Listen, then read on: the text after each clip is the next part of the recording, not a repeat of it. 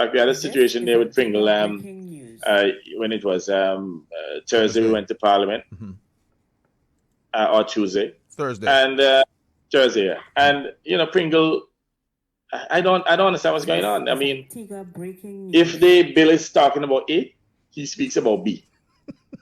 And every time our people have, the members on the other side, our MPs have to be correcting him. To the extent I came to the conclusion that, this ignorance is bliss, and this guy is just totally oblivious to the fact that every time he goes to Parliament, he makes himself a fool.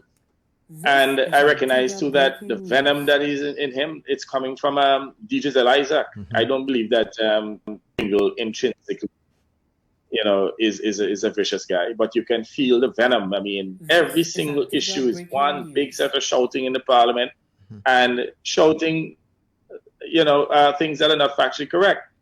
And I want to say to him too that he needs to get a new research officer, because Giselle Isaac is coming through him, and he's coming across as a very bitter and ignorant man. So if you want to hear the arrogance of ignorance, listen to Pringle. And I have said to the man, you're in a very good position. You're the leader of the opposition. You're a young man. What you should be doing now is to build some capacity and try to, I know there's a very steep learning curve, but try to learn as much as possible to position yourself. In fact, I'm wondering if it's not a deliberate strategy by Harold Lovell and DJ Isaac to destroy him, so that he doesn't develop any form of competence, so that he could wage a challenge against them. Because this guy is not learning. He's been on the job now going on 4 years, and he's not learning. He's not growing. I mean, even when we have engagement and diplomats, he shows up. Last time we had there was with the British High Commissioner, and Pringle didn't show up. And when he does show up, we've had calls from diplomats asking us, well, what's wrong with this young man? That's all he has to say. Doesn't he understand the issues?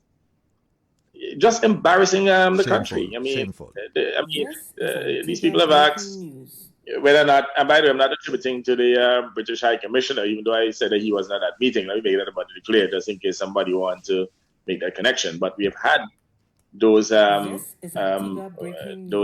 observations coming from diplomats about the fact that this guy lacks depth and just is not representing properly, and it's a major problem. I mean, when he comes to Parliament, for some reason, because they're trying to be opportunistic and make it sound as though we're doing something wrong, they always find some way to misinterpret what the bill is about. The most recent one was the Special Economic Zone bill.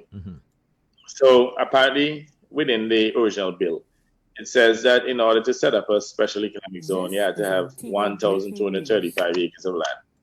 So the cabinet came to the conclusion that, hold on a second, if we set the or if the threshold remains that high, then we won't be able to license anybody else. It's only either alone that satisfied it so far.